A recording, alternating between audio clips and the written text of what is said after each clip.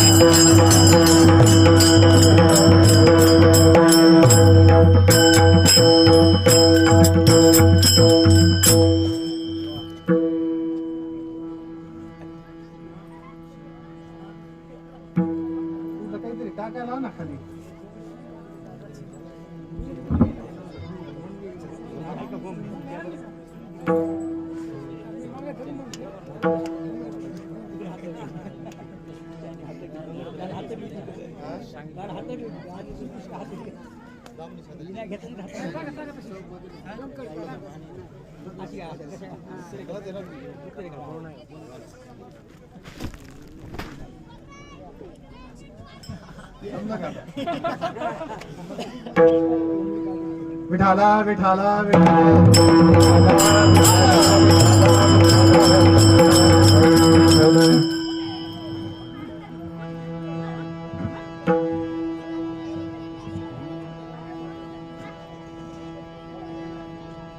तुम्ही संत माय बाप कृपावंत बोलू नका आता कोणी तुम्ही संत माय बाप कृपावंत कायमी पतित कीर्तिवानू अवतार तुम्हा धराया कारण उद्धारया जन जडली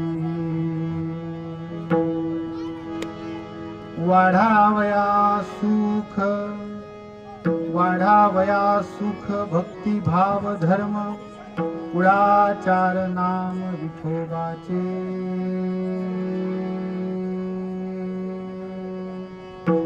अवतार तुम्हा धराया कर उद्धारया जन जडजी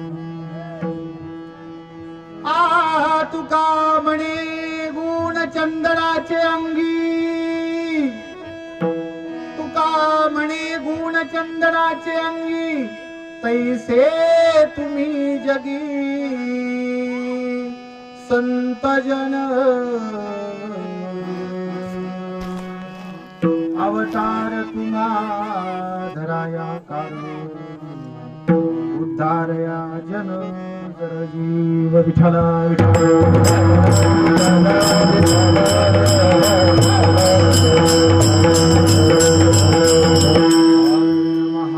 महायोगपीठे तटे भीमरथ्या वरं पुंडरीकाय दातुं समागत्य तिष्ठन्तमानन्दकन्दं परब्रह्मलिङ्गं भजे पाण्डुरङ्गं पाण्डुरङ्गा करू प्रथमन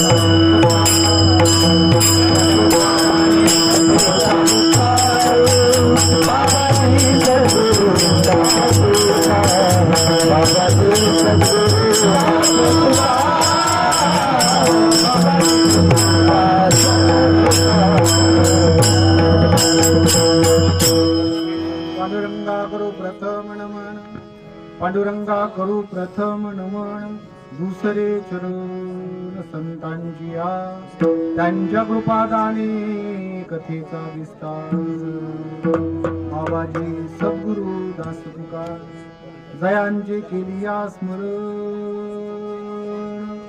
जयांचे केली स्मरण होय सकळ विद्येचे अधिकरण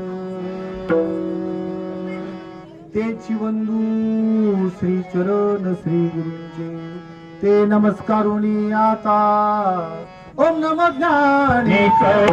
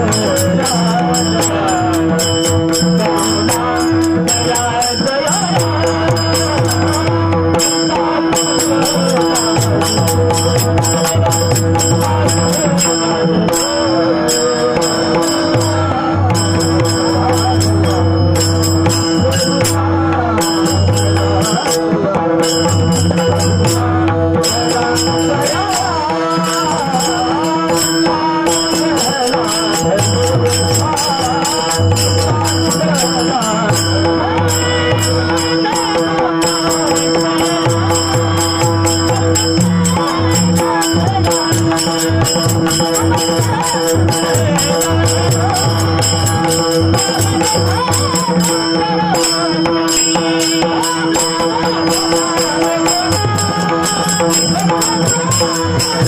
ओम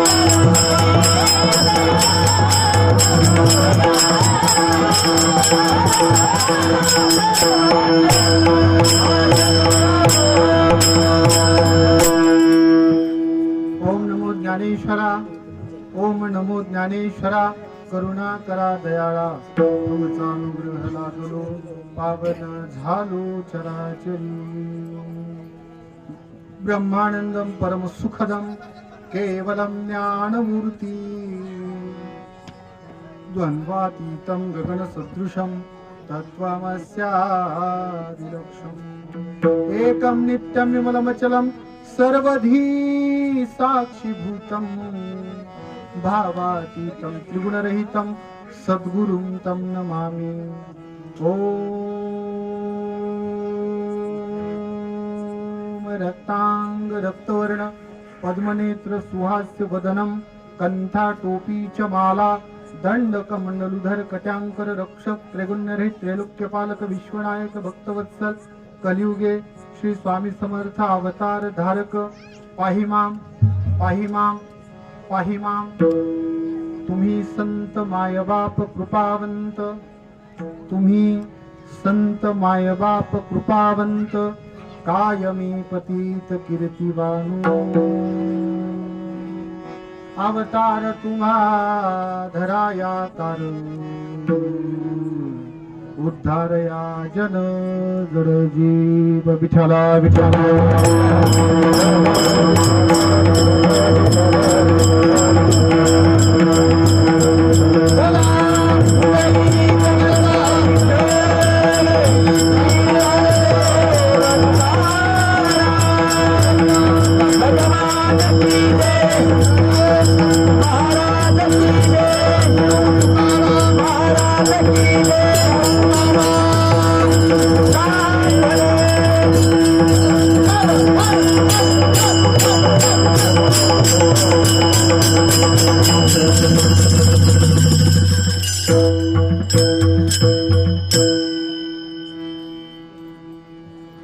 तुम्ही संत मायबाप कृपावंत, तुम्ही संत मायबाप कृपावंत, कायमी पतित कीर्तिवानु, अवतार तुम्हा धराया कार, उद्धारया जन जड जीव.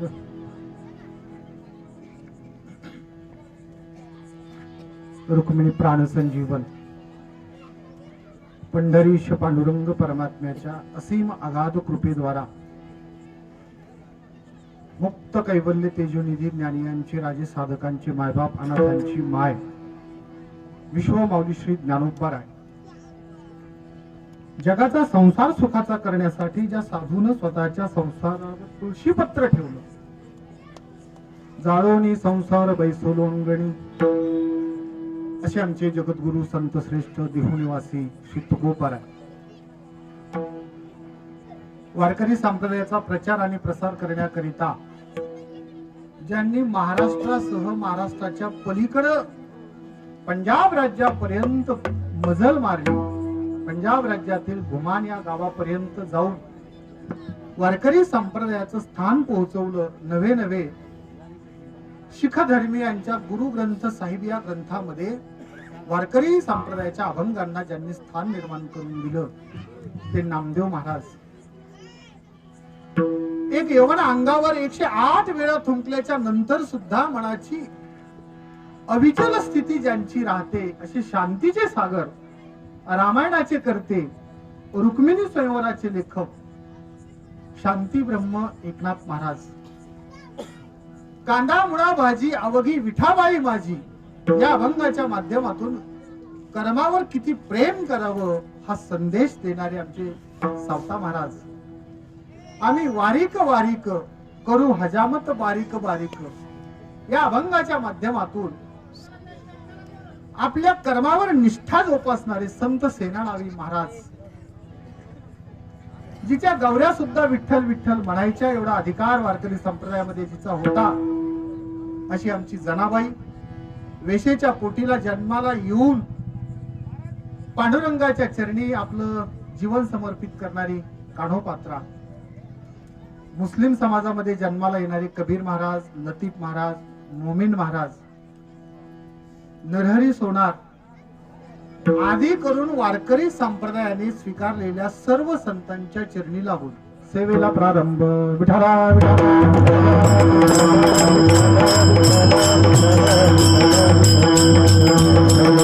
प्रस्तुत कीर्तन रूपी सेवेकरिता निवडलेला अभंग माझ्या समोर बसलेल्या जवळपास 95% लोकांच्या पाठांतरातला आहे अशी माझी खात्री आहे. जगद्गुरु तुकोबर यांच्या संतपर प्रकरणामधला अत्यंत सोपा, साधा आणि सर्वांना माहीत असणारा, या अनुषंगानं संतांचं महत्व वर्णन करणारा संतांनी लिहिलेला अभंग आजच्या सेवेकरिता घेतलाय. विठाला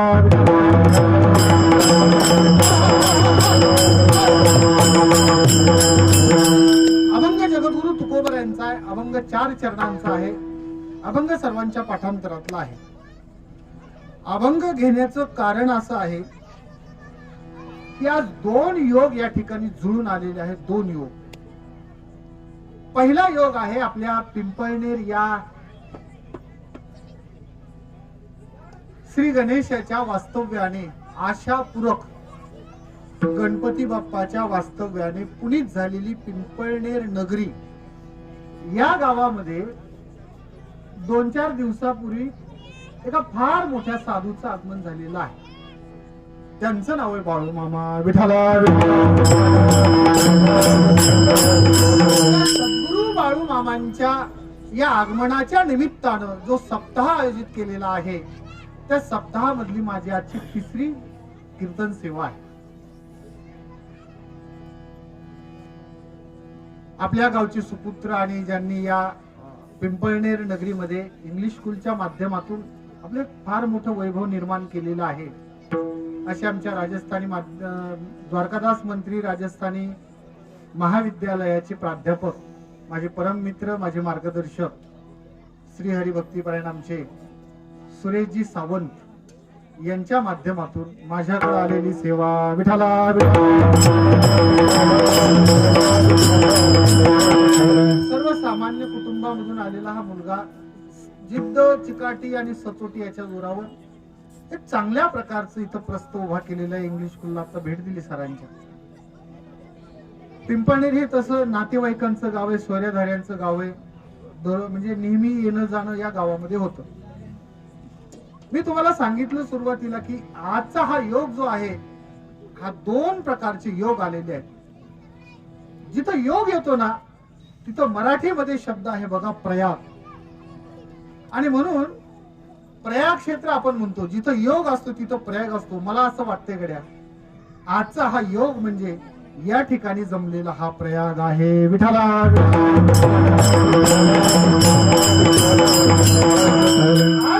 आजचा दिवस एवढा महत्वाचा आहे. आजचा दिवस पारमार्थिक दृष्ट्या एवढा मौल्यवान आहे. आणि म्हणून आज संतांचं वर्णन करण्यासाठी हा अभंग मी निवडलेला आहे. त्याचं कारण असं आहे. पहिलं कारण आहे, या पिंपळनेर नगरीमध्ये बाळू मामांचं आगमन झालेलं आहे, त्याच्यातला हा सप्ताह आहे. आणि दुसरं कारण असं आहे की आज कार्तिक शुद्ध त्रयोदशी आहे. कोणी म्हणणार महाराज कालच एकादशी झाली, आज द्वादशी आहे. कोणी म्हणणार त्याचं कारण असं आहे की एकादशी दिवशीच या वर्षी अधिक मासामुळे एकादशी आली आणि द्वादशी एकाच दिवशी आली. नियमानं आज खऱ्या अर्थानं त्रयोदशी आहे, पण माऊलींचा समाधी सोहळा उद्या साजरा होणार आहे. म्हणून या माऊलींच्या समाधी सोहळ्या, संत ज्ञानेश्वर माऊलींच्या समाधी सोहळ्याच्या पूर्वसंध्येला आपल्या गावामध्ये संतांचं वर्णन करणारा अभंग घ्यावा आणि माऊली ज्ञानोबरायांचं गुणवर्णन करावं असा हिशोब माझा होता. म्हणून एक संयोग घडून आणण्याचं काम या अभंगाच्या माध्यमातून केलंय. विठाला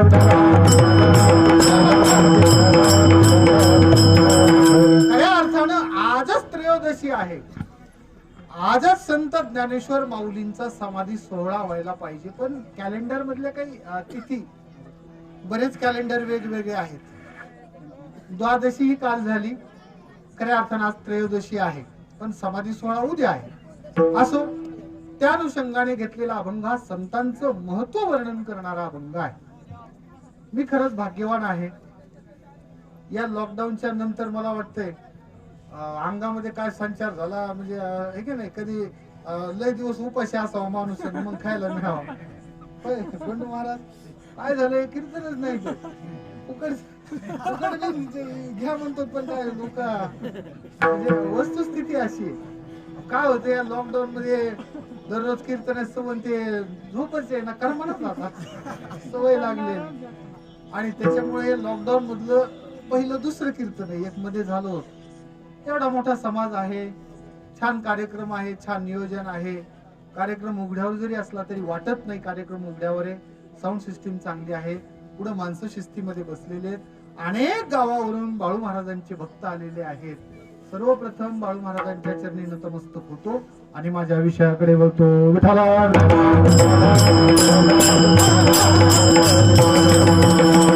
या कार्यक्रमाच्या अनुषंगानं उपस्थित असणारे अनेक मंडळी आहे. या नाळवंडी येथील आमचे परम मित्र केडी सरांचे बंधू राऊत सर, ज्ञानेश्वर राऊत आवर्जून सर उपस्थित आहेत. त्यांचे आभार व्यक्त करतो. आता हे पटपट पटपट घेतो बरं का. तुम्ही म्हणता तुला यासाठी बोललेलं होतं. काय असतं, बरेच दिवस झाला ना आता भेटी गाठी नाही. आपल्या गावचं वैभव आणि ज्यांनी त्यांचा पखवाजावर एवढा गोड हात आहे महाराज, आमचे परम मित्र महेश महाराज नरवडे, या कार्यक्रमासाठी आवर्जून उपस्थित असलेले रामेश्वर महाराज मते गायनाचार्य, या भागाचं वैभव. नागोराव महाराज म्हणून एक फार मोठे गायक होऊन गेले. नागोराव महाराजांचा आणि ईटच्या बाबासाहेब पाटलाचा, दोघांचा अधिकार खरंच मी कीर्तनात सांगत असतो फार मोठा आहे. आणि त्यांचे असणारे नातू नागेश महाराज आज आवर्जून उपस्थित आहेत. बाभळवाडी, पिंपळणे आदी करून हा सगळा जो परिसर आहे याच्यामधले अनेक दिग्गज आहेत आणि माझ्यावर बंधुवत प्रेम करणारे या बाभळवाडी गावचे सुपुत्र आणि ज्यांच्या एकदम लहान वयामध्ये ज्यांचा मुलगा कीर्तन करतो असे आमचे अंगद महाराज सातपुते. बाबा कीर्तनकार आहेत आणि त्यांचा मुलगाही उत्तम अशा प्रकारचा कीर्तनकार आहे. अंगद महाराजांचं पहिल्या दिवशी कीर्तन झालं, एक कीर्तनकार दुसऱ्या कीर्तनकाराच्या कीर्तनाला जात नाही सहसा, पण महाराज आवर्जून उपस्थित झालेले आहेत. कारण की बाकीच्या क्षेत्रात जसा इगो असतो ना, तसा इथंही कमी जास्ती प्रमाणात असतो. काही माणसं हे निखळ प्रेम करणारे असतात, त्याच्यामुळं अंगद महाराजांचं प्रेम आहे. माझ्या बरोबर बिडून आलेले आमचे MIDC मधले आदरणीय जाधव महाराज आहेत. महाराजांचं काय परिचय? दिनेश महाराज फार सुंदर अशा प्रकारची पेटी वाजवतात बरं का. दोन्हीही गडी चांगले आहेत. आमचे नरवडे महाराज, दुसरे नरवडे महाराज केदार महाराज नरवडे, आणि आधी करून ही सगळी तुम्ही प्रेमाची मंडळी आहात. आता काय होतं, कीर्तनामध्ये बरीच मंडळी असतात, कधी कधी चेहरे दिसतात, पाठ असतात चेहरे, पण नाव आठवत नाही, दोष आहे. तुम्हा सर्वांच्या बद्दल माझ्या अंतःकरणामध्ये प्रचंड प्रेम आहे, कणव आहे. तुम्ही सगळे बाळू महाराजांचे भक्त आहात, मी सुद्धा बाळू महाराजांचा भक्त आहे आणि संतांची सेवा करण्यासाठी इथं आलेलो आहे. म्हणून अधिकचा वेळ न घालता मी माझ्या विषयाकडे वळतो. विठाला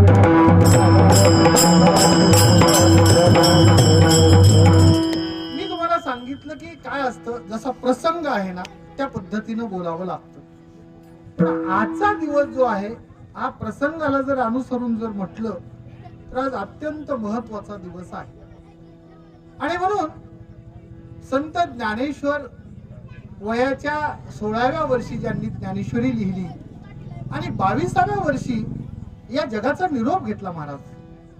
तुम्ही असो काय, मी असो काय, आपण सर्वजण हे या जगतावर आलेलो पाहुणे आहोत आणि खऱ्या अर्थानं आपल्याला एक दिवस जायचं आहे. फक्त फरक एवढा आहे, कोणाचा निश्चित दिवस लिहिलेला नाही. मग कुणाचं आईच्या गर्भामध्येच असताना निर्गमन होतं, कोणाचं 10 वर्षानं, 15 वर्षानं, 20 वर्षानं. पण खऱ्या जर शहाणे कोण असतील तर आपल्या कमी वयामध्ये जे हा देह सोडून गेले. मी तुम्हाला उदाहरण सांगेल, जगद्गुरु तुकोबराय 40, 41, 42व्या वर्षी निघून गेले. संत ज्ञानेश्वर माऊली 22व्या वर्षी निघून गेले. भगतसिंग मला वाटते 26व्या 28व्या वर्षामध्ये निघून गेले. अशी अनेक मंडळी आहे महाराज, जी जास्त दीर्घकाळ या जगामध्ये थांबली नाही. संतांचं कार्य एवढंच आहे, संत येतात आणि तुमचा उद्धार करतात, तुमच्यामध्ये आपल्या सर्वांचा उद्धार करतात. नवे नवे तुकोबराय म्हणतात, बाबा आम्ही त्याच्यासाठीच वैकुंठाहून आलेलो आहोत. आम्ही मैया फुलट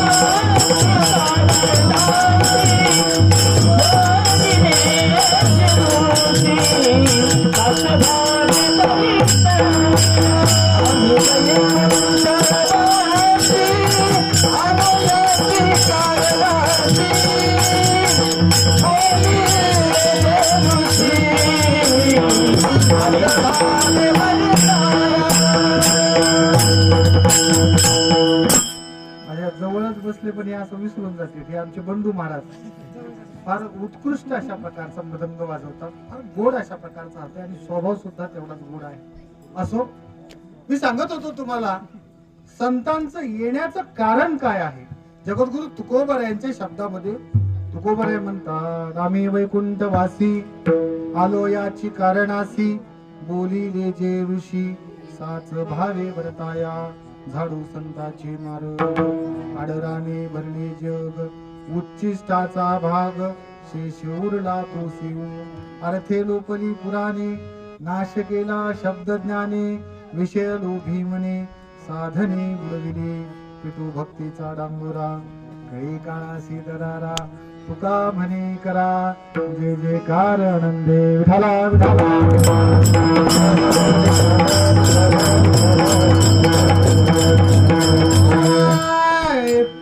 विठाला विठाला.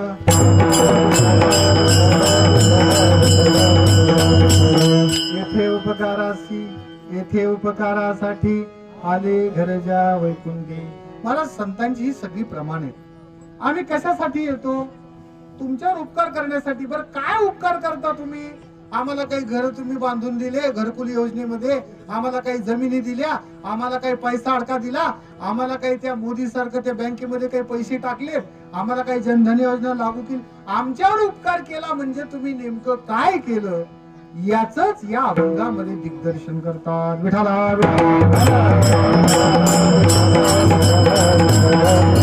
जगद्गुरु तुकोबराय म्हणतात, संत हे उपकारासाठी इथं आलेले असतात. मग उपकाराच्या जर आपण पायऱ्या जर बघितल्या तर उपकार म्हणजे काय?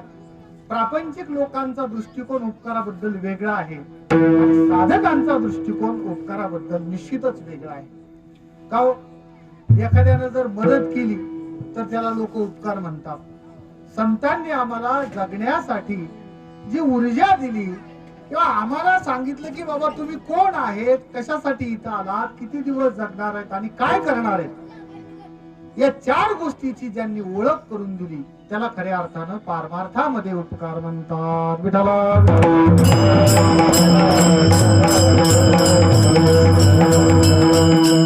महाराज, एखाद्या डोंगरामधून नदी वाहत निघते समुद्राला. ती समुद्राला निघत असताना त्या नदीचं महाराज वाहनं अखंड चालू असत. त्या नदीला माहितही नसतं की माझ्या काठावरची पिकं ही या माझ्या पाण्यानं सुजलाम सुफलाम होणार आहे. माझ्या काठावर असणारी ज्वारी, बाजरी, गहू, तांदूळ काय जे असेल ते वेगवेगळ्या फळबागा संपन्न होणार आहेत. प्रफुल्लित होणार आहेत. अनेक गाव गुरढोर पाणी पिणार आहेत. अनेक शेत्यांची मळं मी फुलवणार आहे. अनेक लोकांच्या तृष्णा, अनेक लोकांची तहान भागवणार आहे. अनेक पिकांना मी जाणार आहे. पशु पक्षी जलचर भूचर खेचर हे सगळे माझ्यामध्ये जगणार आहेत. याची कल्पनाही तिला नसते. पण उगवल्यापासून पाणी जसं अखंड त्या समुद्राच्या दिशेनं जात असतं, माऊलीनं फार सुंदर वर्णन केले बघा. माऊली म्हणतात, फेडीत पापताप ओखीत तिरीचे पादप समुद्रा जाय जैसे आप. विठाला विठाला. महाराज, पाण्याचा गुणधर्म आहे. पाणी असा विचार करत नाही किंवा नाही हा दुश्मन आहे, मी या दुश्मनाची शेती भिजवणार नाही. पाणी असा विचार करत नाही, नाही वा त्यांचं आमचं मागच्याच याला खटकलंय, त्यांना मी हे करणार नाही. माऊलींचे कितीतरी उदाहरण आहे. का खांडावया घाव घाली, का लावणी जयाने केली, दोघा एकची सावली वृक्षोदे जैसा. विठाला एखाद्या झाडाला तोडण्यासाठी तो जो झाड तोडणारा असतो ना महाराज, तो झाड तोडत असताना त्या झाडाची सावलीलाच तो उभा राहून झाड तोडतो. पण ते झाड म्हणत नाही, अरे तू कृतज्ञ आहेस, मला तू तोडणार आहेस आणि मला तोडणार असल्यामुळं मी तुला सावली देणार नाही, मी तुला फळं देणार नाही, मी तुला लाकूड देणार नाही. झाडाचं काम असतं महाराज. झाडाची फळं तोडणाऱ्याला सुद्धा झाड सावली देतं. झाडाची लाकडं तोडणाऱ्याला सुद्धा झाड सावली देतं.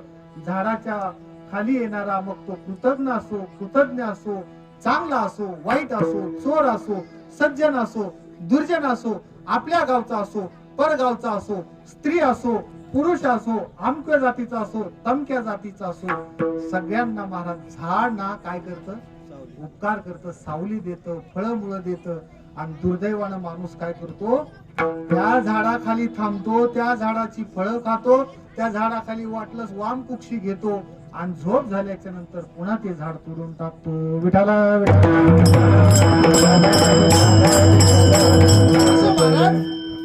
समुद्राला जाणार नदीचं पाणी म्हणत नाही की मी यांच्या शेताला जाणार आहे, मी अमुकच्या या सावंत सरच्या शेताला जाणार आहे, त्या नरवडे साहेबाच्या शेताला जाणार नाही, असं ते म्हणत नाही. वाहन त्याचं जसं काम आहे तसं झाडाची सावली देणं झाडाचं काम आहे, फळं मुळं. महाराज जर विचार जर केला तर या सगळ्या ज्या गोष्टी आहेत ना, हे आम्ही कल्पनेच्या बाहेर आहेत. नदी कधी पैसे घेत नाही, असं ढगांनी कधी केलं का? नाही, आता पिंपळनेरवर पडायचंच नाही, आता पिंपळनेरवरचे लोक आम्हाला काही पैसे देत नाहीत म्हणून चला दुसऱ्या गावाला जाऊ. समुद्र कुठे महाराज, तरी सुद्धा ढग आमच्या पिंपळनेरवर येतात, तिकडं लिंबारुई, पाटेगाव, अमुक तमुक या गावावर येतात आणि आमच्याकडून विना मोबदला भरघोस अशा प्रकारचं या ठिकाणी बरसतात. इथली नदी नाले ओढे तलाव तुडुंब भरतात, इथली शेती सुपीक करतात. नदीला ओढ्याला पाणी येतं, त्याच्यावरती ऊस बहरतो, मिरचीचे मळे बहरतात, काय काय टरबुजाचे मळे बहरतात आणि शेतकऱ्याच्या जीवनामध्ये आनंद देण्याचं काम हे पाणी करतं. ढग करतात, नदी करते, झाडं करतात. मला तुम्हाला सांगायचंय, त्या झाडासारखी, नदीसारखं, पाण्यासारखंच संतांचं अंतःकरण असतं. Thank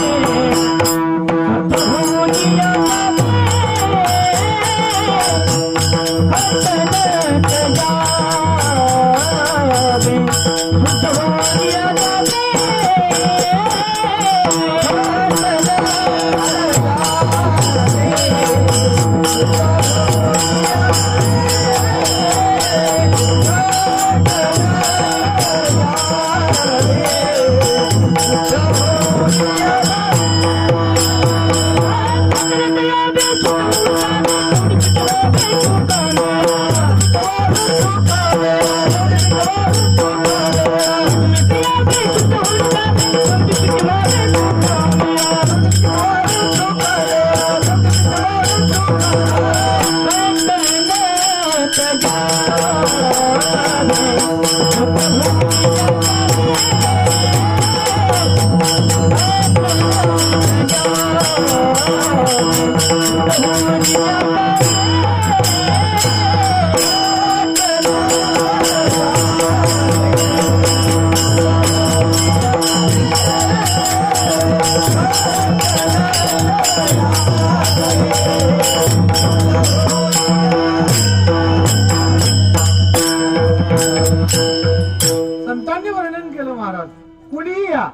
नट यावे शुद्ध होणी जावे. महाराज संत असा भेदभाव करत नाहीत. हा अमुक जातीचा आहे, तो तमुक जातीचा आहे, हा साहेब आहे, हा नौकर आहे, हा पाटील आहे, हा शिपाई आहे, हा साहेब आहे. महाराज हे भाव जे आहेत ना, हे फक्त कीर्तनामध्ये नाहीत बरं का. आपण जर बाहेर प्रपंचामध्ये गेलो तर जागोजाग आपल्याला जातीवाद पाहायला मिळतो, पंथवाद. बऱ्याच मंदिरामध्ये स्त्रियांना येण्याची परवानगी नाही. आता ते काही ठीक आहे, पण काही प्रकारामध्ये भेदभाव केला जातो. फक्त एवढीच जागा अशी आहे की ज्या जागेमध्ये सर्वांना येण्याची परवानगी आहे. सकळाचे येते आहे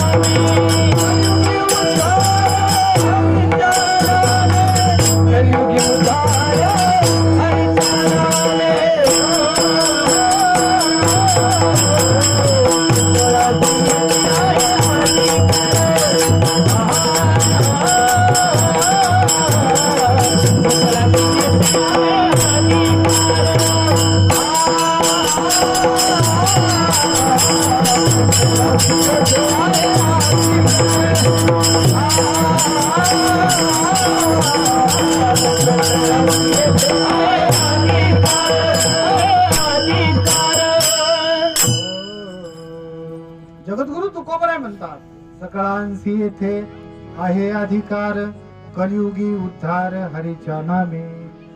या कलियुगामध्ये बघा हे काय असतं, संतांचे अभंग म्हणजे एक सिद्धांत आहे, सिद्धांताचे कोठार. ही परवानगी देऊन टाकली महाराज. तुम्ही आम्ही जो भेदभाव करतो स्त्री आणि पुरुषामध्ये, या स्त्री आणि पुरुषाला छेद देण्याचं काम महाराज 400 वर्षापूर्वी तुकाराम महाराजांनी परवानगी दिली.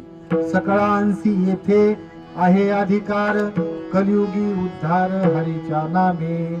सगळे या यारे यारे लहान थोर, याती भलते नारी. वेगवेगळ्या जातीचे असते, भलते कुणी असो. भलते या शब्दानं सर्व प्रकारचे, नारी असो, नर असो, साहेब असो, नौकर असो. खऱ्या अर्थानं संतांचा आमच्यावरचा सगळ्यात मोठा उपकार आहे. पूर्वी असं नव्हतं महाराज. बहुजनांना मंदिरामध्ये एवढंच सांगतो, ग्रंथ वाचण्याची सुद्धा मुभा नव्हती. आणि मग कोणीतरी आम्हाला सांगायचं, अहो महाराज ते वाचत नसतात ग्रंथ, ज्ञानेश्वरी आई आहे. आणि ज्ञानेश्वरी आई असल्यामुळं आईला भगव्या वस्त्रामध्ये ठेवून देवळामध्ये देवळीमध्ये ठेवून द्या, वाचू नका. आता किती चुकीची प्रथा होती. किंवा आमचं गतानुगत समाज कसा आहे, गतानुगतिक आहे. एखाद्याने तसं केलं की लोक तसं ठेवून द्यायचे आणि लांबून असा लांब मोठा हात जोडायचा. देवळीमध्येच ठेवलेली ती. मला सांगा, संतांची सगळ्यात मोठी जर कृपा काय असेल तर तुमच्या समोर आहे. संतांची एवढी मोठी कृपा आहे. बाभळवाडीचे अंगद महाराज कीर्तन करू शकतात, काठोड्याचे माधव महाराज डाके कीर्तन करू शकतात. हाच संतांचा सगळ्यात ज्वलंत उपकार आहे. विठाला विठाला. कीर्तनामध्ये आम्ही नाचू शकतो, कीर्तनामध्ये गाऊ शकतो, आम्ही कीर्तन करू शकतो. संतांचे वेदाचा तो अर्थ आमासीच ठावा, हेरानी वहावा.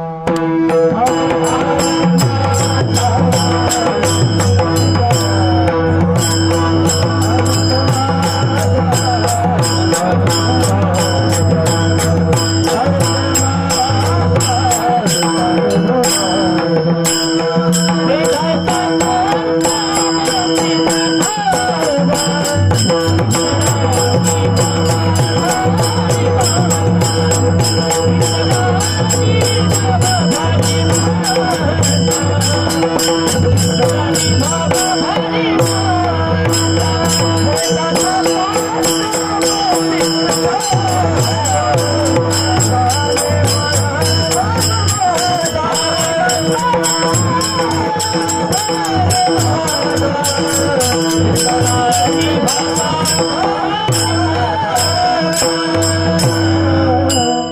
जगद्गुरु तुकोबर यांनी मला 400 वर्षापूर्वी ठणकावून सांगितलं, वेदाचा तो अर्थ आमासीच ठावा.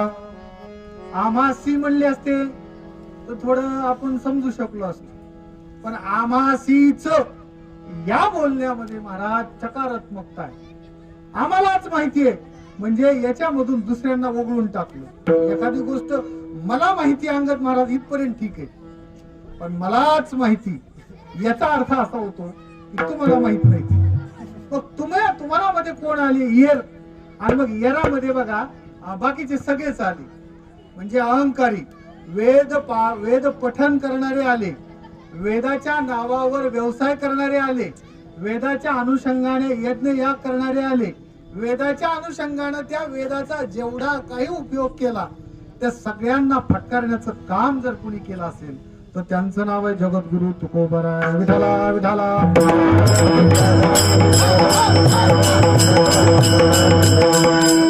वाहावा भारमाथा. जगद्गुरु तुकोबराय या अभंगामधून आमच्यावर असणारा उपकार सांगतात की बाबा वेदाचा अर्थ आम्हाला माहिती आहे आणि तो अर्थ आज आम्हाला इथं या बाळू मामाच्या या आगमनाच्या निमित्तानं इथं तुम्हाला सांगण्यासाठी जर खुला कुणी केला असेल तर तुकोबारायांनी, ज्ञानेश्वर माऊलीनं, नामदेव महाराजांनी, संत एकनाथ महाराजांनी हाच संतांचा आमच्यावर आणि तुमच्यावर असलेला सगळ्यात मोठा उपकार आहे. ज्ञानेश्वरीच्या 9000 ओव्यात महाराज 9009 पसायदानासह या ज्ञानेश्वरीच्या एक तरी ओवीशी आम्ही भिडलं पाहिजे. एवढा मोठा ग्रंथ तयार केला. 4092 अभंग जगद्गुरु तुकोबर यांनी लिहून ठेवले. नाथ महाराजांनी एवढं मोठं महाराज असणार आमचं रामायण लिहून ठेवलं. वाल्मिकी रामायणाचा शुद्ध आणि चांगला सरळ सोप्या साध्या भाषेमध्ये भावार्थ रामायण म्हणून जे पुढे आणलं लिहिलं ते आमच्या नाथांनी लिहिलं. रुक्मिणी स्वयंवर सारखा ग्रंथ लिहिला. नामदेव महाराजांनी अभंग रचना केली. आमच्या जनाबाईनं अभंग रचना केली. किती गोड अभंग येतो. इथं माता माऊल्या बसलेल्या आहेत. अधिकार कुणाला असतो माहितीये तुम्हाला? महाराज देवाला शिव्या दिल्या महाराज त्याचा अभंग. अरे बिट्या बिट्या मुलबाई प्रकाराच्या, अरे बिट्या बिट्या मुलबाई प्रकाराच्या, अरे बिट्या बिट्या मुलबाई प्रकाराच्या, अरे बिट्या बिट्या मुलबाई प्रकाराच्या. विराधुनी अंतरी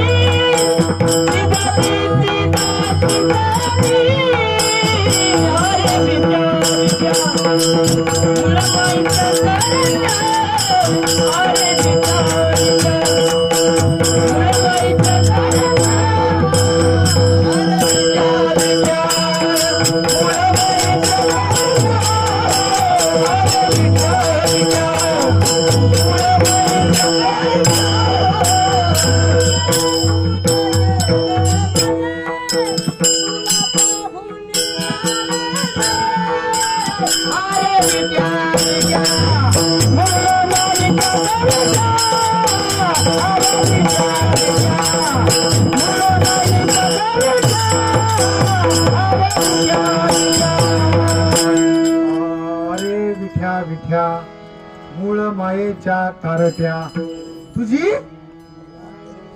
हा आता हे शब्द आहे का नाही महाराज? म्हणजे त्या जनाबाईने शिव्या दिल्या तिचे अभंग झाले आणि आम्ही दररोज काकडा म्हणतो, हरिपाठ म्हणतो, त्याच्यापर्यंत पोहोचत आहे का नाही काय माहिती. भाव मनामधला जो भाव आहे ना महाराज, बघा तुम्हाला एक छोटी गोष्ट सांगतो, तुम्हाला पटेल. आईचं बाळावर एवढं प्रेम असतं पण कधी कधी कामात असते ती, आणि कामात असली की ते बाळ जर तिला त्रास देत असली तर राग वैताग म्हणती, जा तिकडे चुलीत. काय म्हणते ती? ए कार्ट्या जा तिकडे चुलीत. म्हणजे तिची इच्छा असते का याने चुलीत जावं, पण रागाच्या भरात काय म्हणते ती? आईचं जसं त्या बाळावर प्रेम असतं तसंच महाराज या भक्ताचं सुद्धा संतावर प्रेम असतं.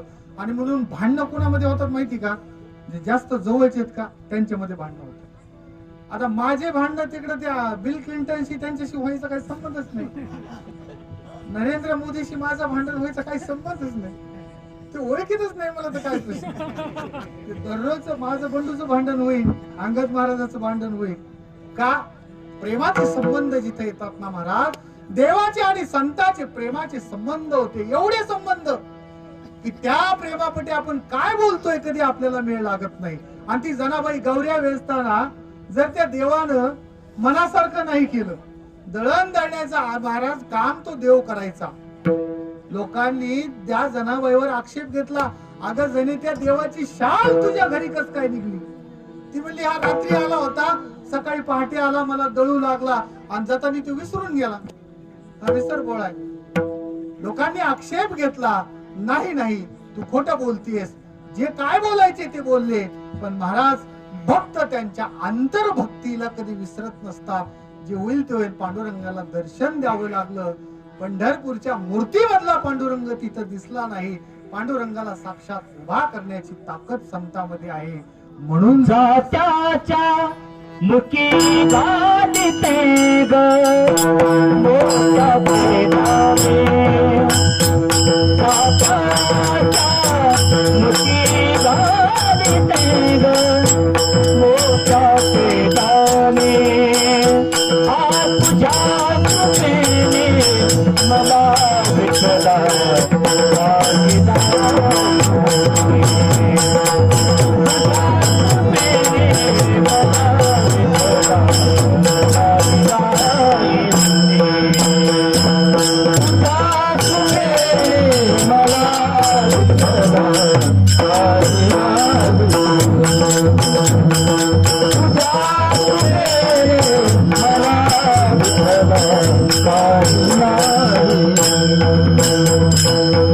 जात्यावरती बसून महाराज दळण दळत असताना तो देव एवढा कृपाळू आहे की महाराज त्या जनाबाईसाठी तो यायचा आणि दळू लागायचा. एवढा तो मदत करतो. संतांचा एवढा अधिकार आहे म्हणूनच संतांना माय बापाची पदवी जगद्गुरु तुकोबारायांनी दिलेली आहे. तुम्ही संत माये बाप कृपावंत, संत माये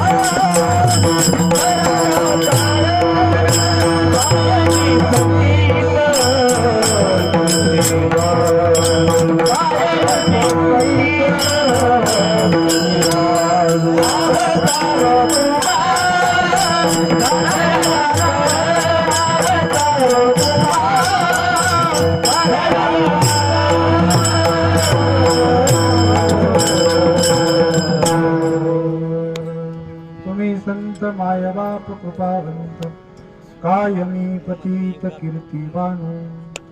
महाराज जगद्गुरु तुकोबारायांनी देवांना माय बापाची उपमा दिली आहे. या मंडपामध्ये इथं या कीर्तनाला बसलेल्या मला सगळ्यांना एक प्रश्न विचारायचा आहे. का आपण सगळ्या पदव्या दुसऱ्यांना देतो? आम्ही काका म्हणू, काकू म्हणू, आंटी म्हणू, तात्या म्हणू, आबा म्हणू, काय अनेक प्रकारचे काय म्हणायचं तर प्रेमाने म्हणू.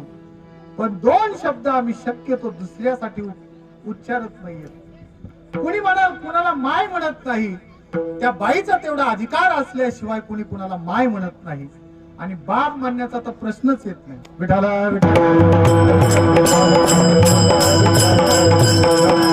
जगद्गुरु तुकोबारायांनी इथं महाराज संतांना मायबाप म्हटलेला आहे. चला आपण याची चिकित्सा करूया. का बरं तुकोबाराय तुम्ही मायबाप म्हणता? मायबाप म्हणजे जन्माला देणारे असतात. केवळ जन्माला देणारे यांनाच मायबाप असं म्हणत नाहीत, तर खऱ्या अर्थानं आपल्या अनेक वेगवेगळ्या प्रकारचे आई वडील असतात. आपण धरणीला माता म्हणतो का नाही? मग धरणी आम्हाला जन्माला घालत नाही, पण आम्ही जन्मल्याच्या नंतर आमच्या पोटाची व्यवस्था जी माता करते तिचं नाव धरणी माता. विठाला विठाला. आम्ही गाईला सुद्धा माता म्हणतो महाराज. त्या गायीपासून मिळणार शेण आणि दूध ज्या मातेपासून आम्हाला मिळतं, जिच्यामुळे आमचे स्नायू बळकट होतात, मेंदू बळकट होतो, त्या गायीला सुद्धा आम्ही माता म्हणतो. राष्ट्राला सुद्धा आम्ही माता म्हणतो. अनेक गोष्टीमध्ये आम्हाला माता म्हणण्याची सवय आहे. पण बाप म्हणणं जरा कठीण आहे महाराज. पण बाप त्यालाच म्हणतो ज्यानं आम्हाला जन्माला घातलंय. तुकोबराय इथं तुमच्या शरीराला जन्माला घातलेलं नाही, पण तुकोबराय म्हणतात मी संतांना मायबाप का म्हणतो, कारण की संतांनी माझ्या मधलं प्रापंचिकत्व बाजूला काढलं आणि साधकत्व दिलं. माझ्या मधल्या साधकत्वाला जन्माला घालण्याचं काम ज्या संतांनी केलं, त्यामुळे मी त्यांना मायबाप म्हणतो. विठाला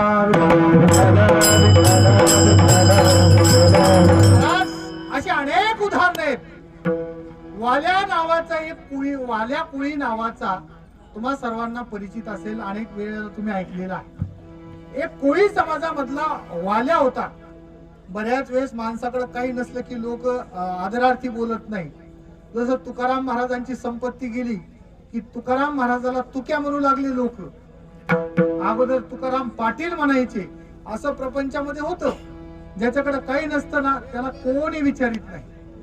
तसं महाराज या ठिकाणी असणारा जो वाल्या होता ना त्याला वाल्या म्हणायचे अगोदर. वाल्या कुळी, वाल्या कुळी. पण काय झालं, नारदांची भेट झाली महाराज. पण नारदांनी काय सांगितलं त्याला की बाबा तू फक्त राम राम राम असं म्हणत जा. आणि मग एवढ्या हत्या केलेल्या, असं म्हणतात 108 रांजण भरले होते वगैरे वगैरे खड्यांनी, एवढ्या त्याने हत्या केल्या, वाईट कुकर्म आचरण केलेलं होतं. मग एवढं आचरण दूर करण्याचं काम महाराज फक्त राम नामानं घडलं. अर्थात वाल्या कोळ्या मधला प्रापंचिक बाजूला गेला, वाल्या कोळे मधला दरोडेखोर वाया गेला, वाल्या कोळ्या मधला दुष्ट माणूस बाजूला गेला आणि वाल्या कोळ्या मधला साधक जन्माला आला. हा वाल्या कोळ्या मधला साधक ज्यांनी जन्माला घातला त्या संतांचं नाव आहे नारद. म्हणून संतांना मायबाप म्हणतात. विठाला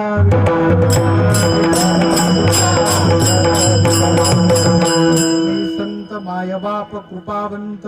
महाराज तुम्ही कृपावंत आहात. आता बघा, कृपावान वेगळा आणि कृपावंत वेगळा. एखाद्या गोष्टीचा विपुल साठा असणं याला वंत म्हणतो. जलवंत म्हणजे काय, जिथं जलाचा प्रचंड साठा आहे. तुकाराम महाराजांनी सुद्धा वंत या शब्दाचे अर्थ अभंगामधून सांगितले. आम्ही बळीवंत, बळीयाचे अंकित आम्ही झालो बळीवंत. पुण्यवंत व्हावे घेता सज्जनाची नावे. निष्ठावंत भाव भक्ताचा स्वधर्म.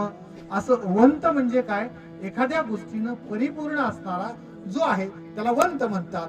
संत कृपेनं वंत आहेत महाराज. आता कृपा म्हणजे काय महाराज, काही काही शब्दाचं लोकांनी एवढं वाटोळं केलंय बरं का. त्याच्यामधला हा दरिद्री शब्द बनलेला प्रपंचामध्ये, त्याचं नाव कृपा. विठाला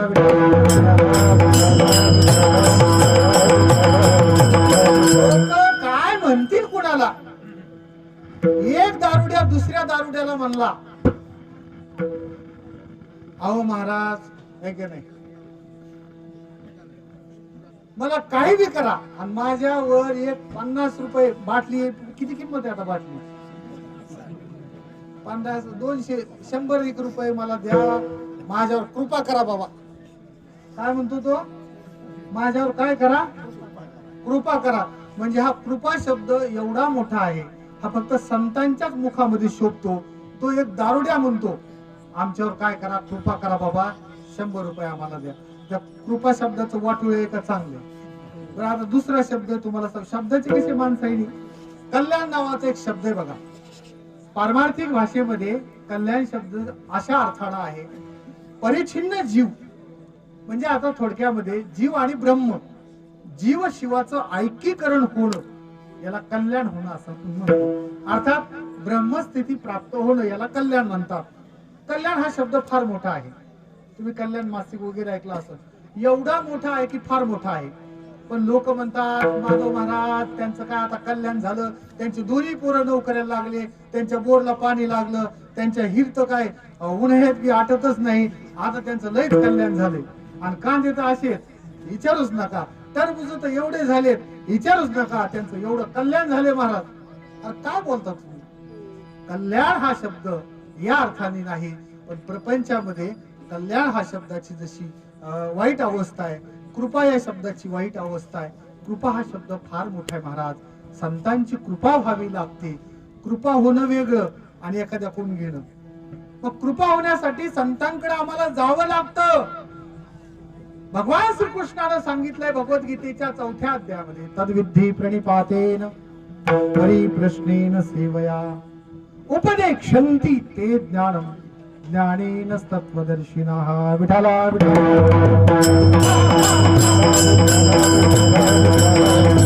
महाराज, एखाद्या संतांची जर मला जर कृपा व्हायची असेल आणि मी जर बंधू घेऊन गेलो, तुम्ही संत आहेत ना आणि चला माझ्यावर कृपा करा नाही या बघा, असं जर केलं महाराज तर त्याला कृपा म्हणतात का?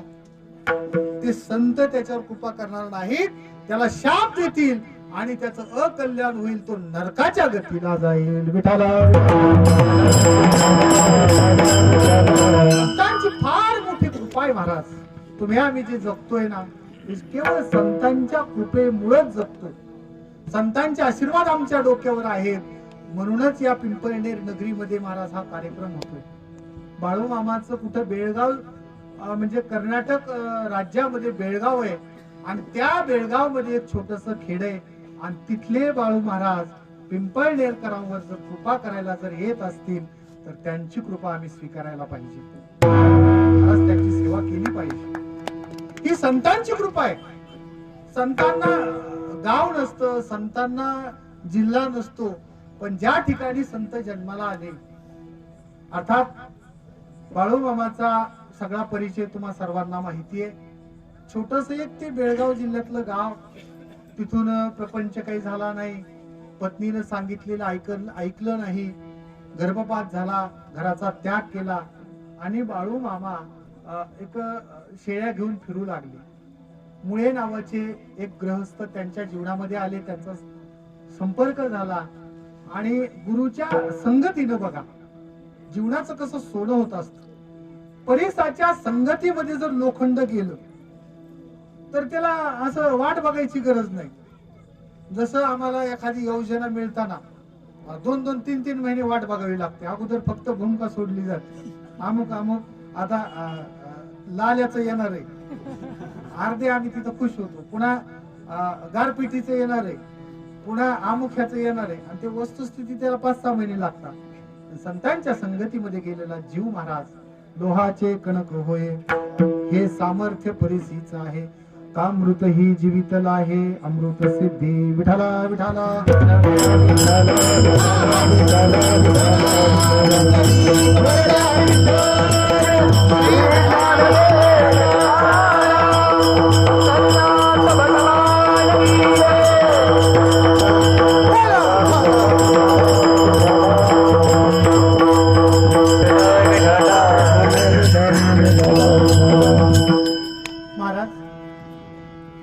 चिक्कोडी तालुक्यातलं एक अक्कोल म्हणून नावाचे गाव आहे आणि तिथून बाळू महाराजांनी सुरुवात झाली.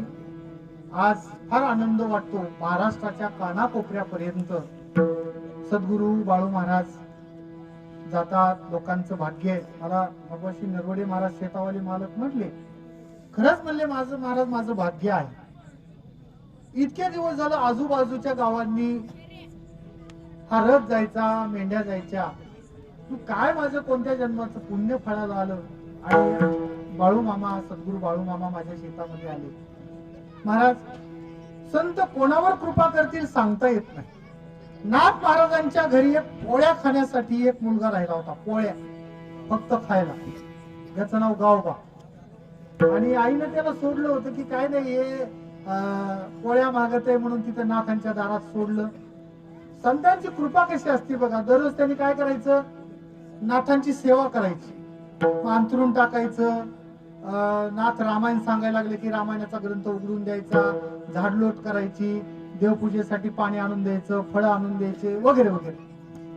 संतांची दृष्टी कृपा दृष्टी कशी असते, ज्यावेळेस आपल्या प्रयाणाचा प्रसंग आहे त्यावेळेस महाराज नाथ बाबा आमच्या गावोबाकडे येतात, गावोबाला जवळ बोलवतात, डोक्यावर गावोबाच्या आड्याने गावोबा बर का, शाळेत न गेलेला गावोबा त्याच्या डोक्यावरून हात फिरवतात आणि सांगतात, गावोबा माझ्या नंतर तुला फार मोठं काम करायचंय, माझं राहिलेलं अर्ध असणार रामायण तुला पूर्ण करायचंय. इथे रामायणाचे अनेक श्रोते असतील, वक्ते असतील, वाचक असतील, सूचक असतील. मला तुम्हाला सगळ्यांना एक गोष्ट विचारायची आहे, गावोबाच्या ओव्या आणि नाथ बाबांच्या ओव्या कोणत्या आहेत याचा जर तुम्ही मला जर भेद करून दिला तर मी म्हणील ते तुम्हाला देईन. विठाला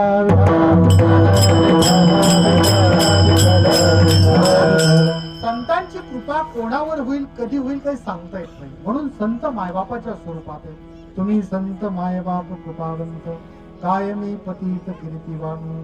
महाराज तुमची कीर्ती काय म्हणू, अहो तुमचा अवतारच मुळामध्ये जड आणि जीवांचा उद्धार करण्यासाठी झालाय. अभंगाचं दुसरं अवतार तुम्हा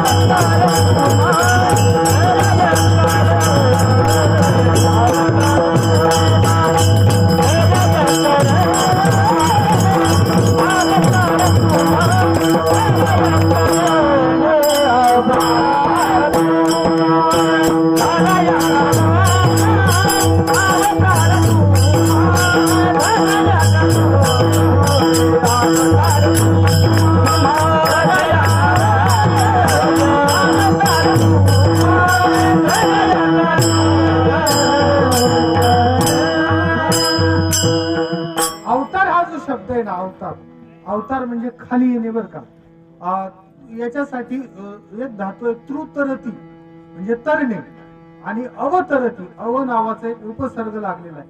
शब्दांच्या पाठीमाग जो लागतो ना त्याला उपसर्ग म्हणतात आणि शब्दांच्या पुढून जो असतो त्याला प्रत्यय असं म्हणतात. उदाहरणार्थ नालायक हा शब्द आहे, त्याला ना लागलेला हा उपसर्ग अशा प्रकारचा आहे. तसं अव हा शब्द उपसर्ग आहे. अवतार म्हणजे अवतार म्हणजे खाली येणं. जगद्गुरु तुकोबाने म्हणतात अवतार तुम्हा धराया कारण. एखादा माणूस विहिरीत बुडाला त्याला काढण्यासाठी काय करावं लागतंय, बुडी मारावं लागते, खाली जावं लागते की नाही, आणि मग खाली जाऊन त्याला काढावं लागतं, वरून तर काढता येत नाही. म्हणून संत बुडणाऱ्या जीवांसाठी अवतार घेतात आणि खाली असणाऱ्या भवरूपी सागरात लांब खाली डोहात पडलेलो आम्ही, आम्हाला वर काढण्यासाठी अवतार घेतात. अवतार तुम्हा धराया कारण उद्धार या जन जड जीव. जनाचा उद्धार जडाचा जीव. आता बघा भिंत चालवली संत ज्ञानेश्वरांनी, जडाचा उद्धार केला. जीवाचा उद्धार रेड्यामुखी बोलविले वेद, रेड्याच्या मुखामधून वेद बोलवले. अवतार तुम्हा धराया कारण उद्धार या जन जड जीव. वाढावया सुख भक्तिभाव धर्म कुळाचार नाम विठोबाचे. महाराज जगद्गुरु तुकोबर आहे. आता वेळ नसल्यामुळे जरा थोडं गाडी. अवतार तुम्हा धराया कारण. आणि तिसरं वाढावया सुख. बघा 6 गोष्टी देण्यासाठी संत इथं आलेले असतात. सुख कोणतं, सर्व प्रकारचं सुख बर का. आपल्या प्रपंचामध्ये होणारं सुख. आता मला भूक लागली, मी जेवण केलं, मला सुख झालं, पण हे सुख कधीपर्यंत आहे? फार झालं 3 तास, पुन्हा मला दुःख होणार आहे. तहान लागली, पाणी पिलो, सुख झालं, पण महाराज कधीपर्यंत आहे? विशिष्ट काळ. पण सर्व प्रकारचे जे सुख आहे हे देण्यासाठी संत आलेले असतात. वाढावया सुख, भक्ती, भाव, धर्म, कुळाचार, नाम विठोबाचे. विठोबा